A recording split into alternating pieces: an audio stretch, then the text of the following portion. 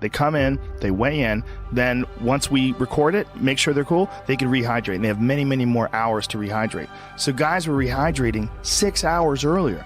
Most guys showed up at 10 a.m. They made weight, and then they had way more time. So when you saw people stand on the scale, I was saying official weight when I was announcing it. They had weighed in at 10 o'clock in the morning. So it was already 4 in the afternoon. These guys were hydrated and thick. No one looked sick. So at least visually, no one looked like Conor McGregor looked when he fought Chad Mendes. When they weighed in, he looked like a dead man. A different person. He looked like a dead man. His cheeks were all sucked in. It looks horrible. I mean, look, he did good in the fight. Yeah. But he really did. He cuts a lot to get to 145. He's a big boy. Yeah, he's a big boy. He's way bigger than like Jose Aldo. And Jose Aldo was cutting a lot at one point in his career. By the way, I've never, and I'm a hardcore fan, I've never enjoyed a fight more than I enjoyed Nate Diaz, Conor McGregor. I've never lost my mind so much at the end of the fight. I mean, I'm like a huge Diaz fan. Yeah. And that was just incredible. I mean, on 10 days' notice. Yep. Well, that whole that two-fight event, the two fights, the final fights, the Holly Holm-Miesha Tate was one of the most exciting endings to any fight ever. When Miesha took Holly down in the 5th round, a fight where she was losing, it took her back and choked her. That's insane. Yeah, I read an article today where someone was saying that that Miesha had lost virtually every second. It was from a guy I respect, a writer. And no, she won the second round. I was like, what are you talking about? The second round, she took her down and pounded her. I think didn't they give her a 10-8? Yes. And they should. She dominated. So I read this article. This ESPN writer wrote it, and I was like, wait a minute, man. Come on, you can't say that. Like, why are you saying that? Like, that's silly hyperbole. Right. Like, it doesn't even make any sense. And Miesha was threatening in the 3rd and 4th. After that, Holly was on her bike. She was like, fuck this. Yeah. And she was fighting perfect and super cautious with no chances and barely winning those rounds. You know, just winning them, but barely winning. It wasn't nothing big happened and definitely no threat. So that victory when Miesha Tate choked out Holly and Holly's punching in the air, like how fucking dramatic is that? Going out cold, punching in the air while she's going out.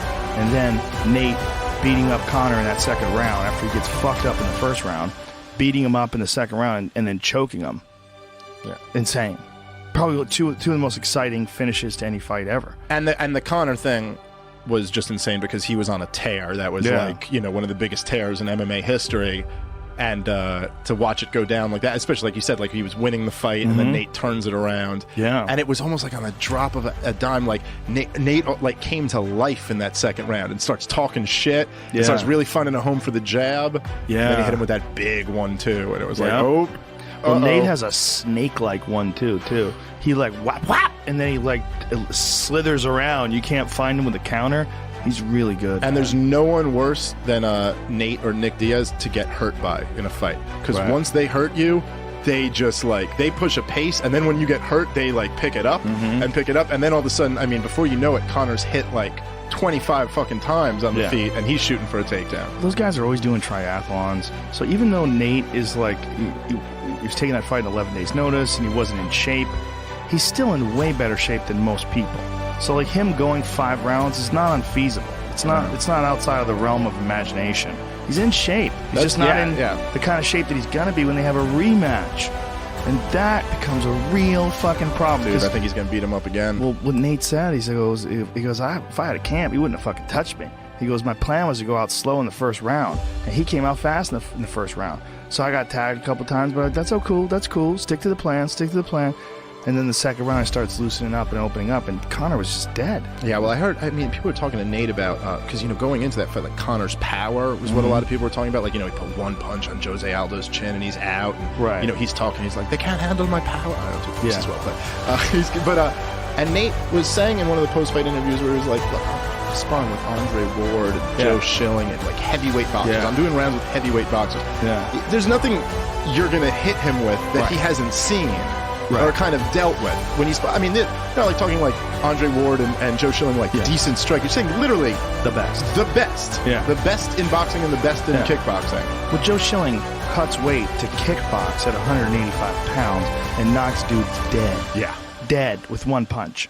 So that guy is sparring with Nate on a regular basis. Andre Ward, who is one of the best fucking boxers on the planet Earth, one of the slickest, said that Nate gives as good as he gets when they spar. Yeah. That's Crazy. And I think Joe Schilling, I might be getting it, but I think Joe Schilling said he's never hurt either one of them in a sparring session. I think he said that on Fighter and the Kid. Yeah, I believe it, man. Tough fucking dudes, man.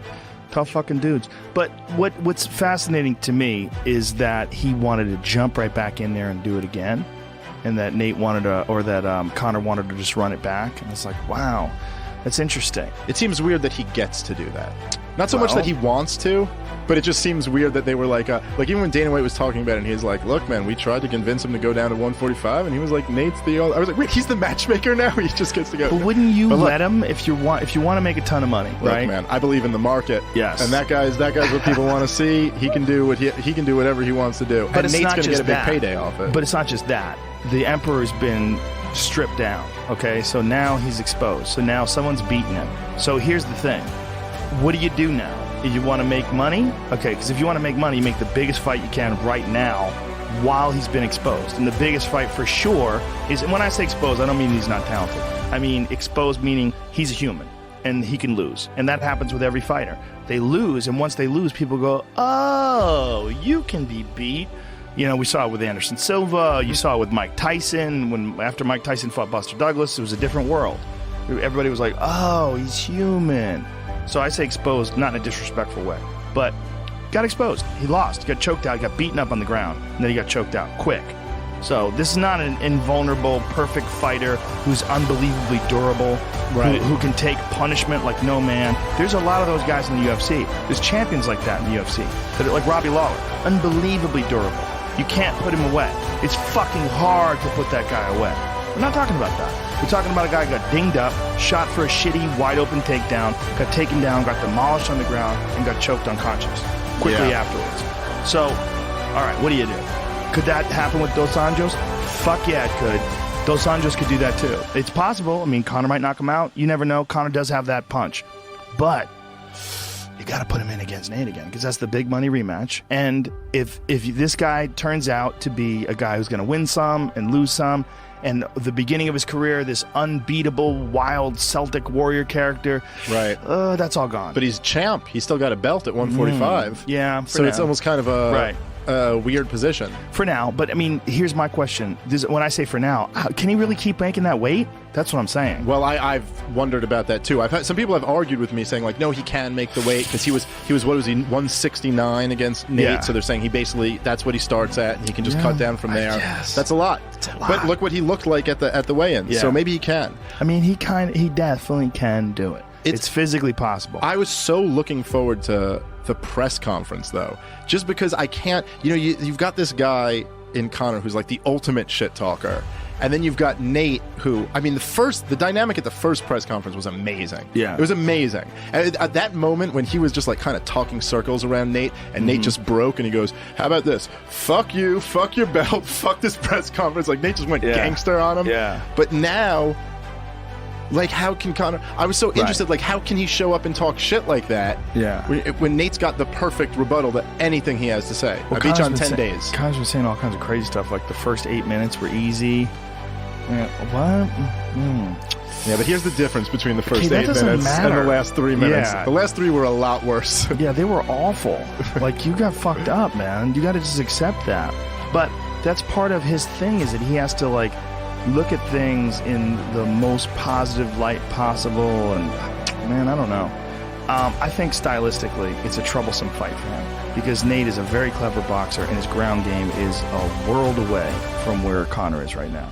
And I've seen Nate roll with guys. He's a fucking legit, very high level Brazilian Jiu-Jitsu black belt under a very respected camp. His cardio is outstanding. His boxing's nasty. So where's Conor shining? The only way, I think, I mean, I guess there's, like, it's really hard to, like, fight a Diaz brother and beat them. Usually when people beat them, it's kind of like they really stick to a strategy. You got to kind of take them down and avoid submissions, or, like, leg kick and circle. Like Dos Anjos beat him up in that way. But you know what? There's also different... He didn't show up. Well, there's also, different camps. You're coming in, who knows what kind of fucking injuries you're dealing with. You see a guy like Nate come in and look really kind of lackadaisical against Rafael Dos Anjos. Then you see him come back and look shredded against Michael Johnson and look sensational. So you go, okay, that's what he's capable of when he's on and focused. You got to be ready for that guy.